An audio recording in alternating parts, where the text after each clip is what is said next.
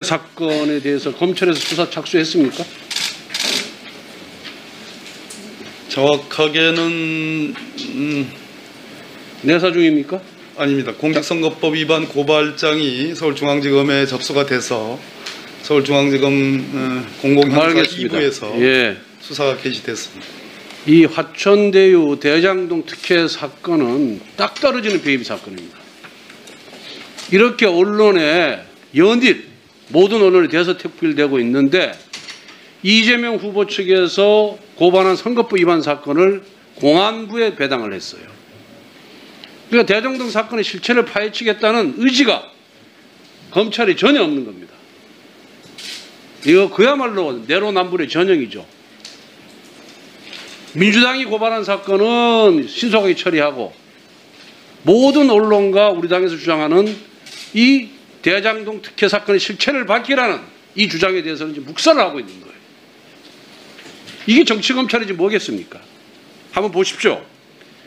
이재명 후보가 이걸 갖고 대장동 사건을 갖고 국민의힘 게이트라고 규정을 했어요. 난 그걸 보면서 아, 이재명 후보가 다급하긴 다급했구나.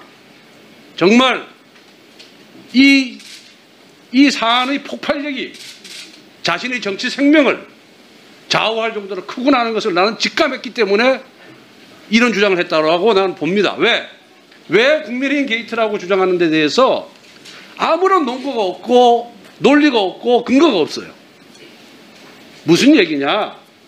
국민의힘 게이트라고 한다면은 이 사업의 주체가 뭐고 누가 이 사업을 설계를 했고 이 사업의 수익자가 누구고 여기에 대해서 국민의힘의 관계자에 대해서 쭉 얘기를 해야 되는 거예요. 전혀 그런 게 없습니다. 그래서 이재명 그 느긋하고 여유 있고 잘 받아치는 이재명 후보가 드디어 이것이 자신의 정치 생명과 직결되어 있다는 것을 직감했다는 걸 제가 느꼈는데요. 우선 보십시오. 이 사건 성남시에 무슨 4,800억 줬다 그러는데 이건 민간 개발해도 다 할 수 있는 거예요. 이 대장동은 아파트 건립만 하면 무조건 팔리는 데입니다. 100% 분양되는 데예요. 그렇기 때문에 이거는 100% 성남시에서 공영 개발하면은 훨씬 더 많은 4,800억이 아니라 1조 원 가까운 이익이 성남시에 떨어지는 그런 공사입니다. 그런데 1억을 투자한 사람이 1,000억을 갖고 가요. 3억 투자해서 4,000억의 배당을 받습니다. 이런 특혜가 있을 수가 있는 겁니까? 이 개발업자들이 그전 김병장 성남시장부터 엄청나게 공을 들였어요. 안 되니까 성남시장 선거할 때 절반은 이재명 캠프에 보내고 절반은 국민의힘 캠프에 사람을 보냅니다. 그래서 이재명이 되니까 그 갔던 사람들이 설계를 해서 이 사건이 터진 거예요. 그걸 누가 결정했습니까? 이재명이 결정한 겁니다. 이거. 그리고 그 전에 C7이라는 민간개발 시행사가 이걸 했어요. 이 대장동 사건에 대해서 땅 소유자들한테 계약금으로 1,250억을 준 거예요. 1,250억. 그럼 결국 10%를 계약금으로 주잖아요. 토지가를 1조 2,500억 원으로 계산한 겁니다. 그런데 이 성남개발공사가 이걸 하면서 땅값을 얼마 줬습니까? 6천억을 준 거예요. 민간개발업자는 1조 2,500억을 생각했는데 성남개발공사는 이재명의 성남개발공사는 6천억을 준 거예요. 결국은 원소유자들한테 원주민들한테 6,500억을 뺏은 거나 마찬가지예요. 그걸 갖고 민간 투자자들한테 어마어마한 막대한 이익을 준 겁니다. 이거 하나만 봐도 배임이에요. 공영 개발할 수 있는 100% 공영 개발해도 100% 성공하는 사업을 민간업자들하고 나눠먹은 거. 이게 시장으로서 임무를 위배한 것이고요. 두 번째, 원주민한테 1조 2,500억을 줄 돈을 6천억밖에 안 준 거. 6,500억 원을 결국은 민간 개발업자하고 성남시가 먹은 것도 이것도 배임이다. 이렇게 보는 겁니다.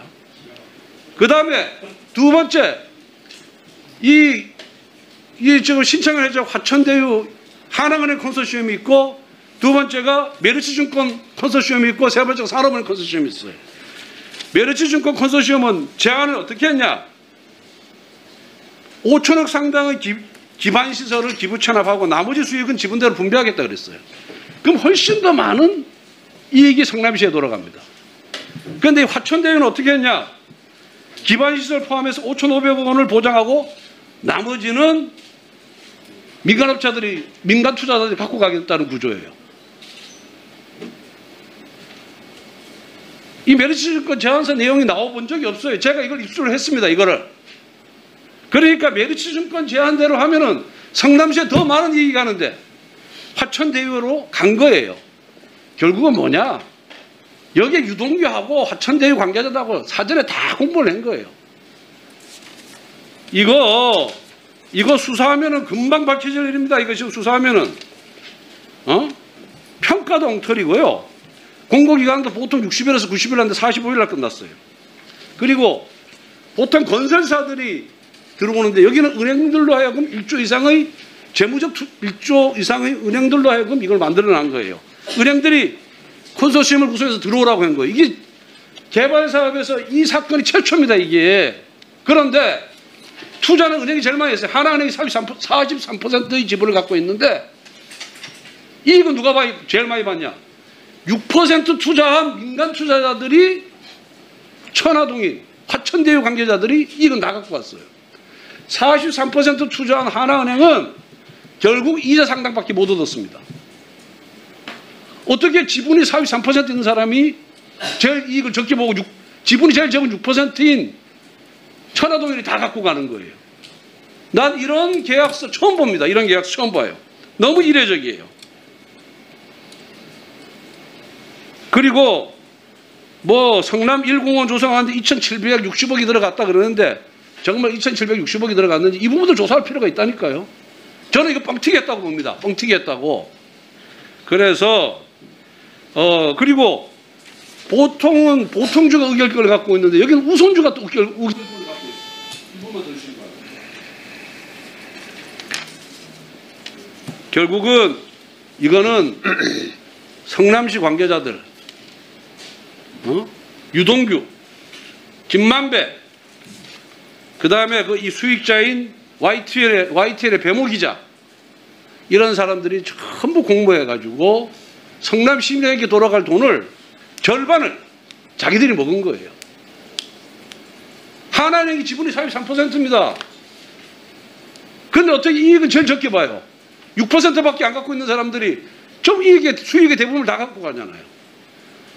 이래놓고 이재명 후보가 적반하장격으로 내로남불격으로 우리 당 원내대표를 고발을 해요. 그렇다고 이 비리와 부정이 숨겨집니까?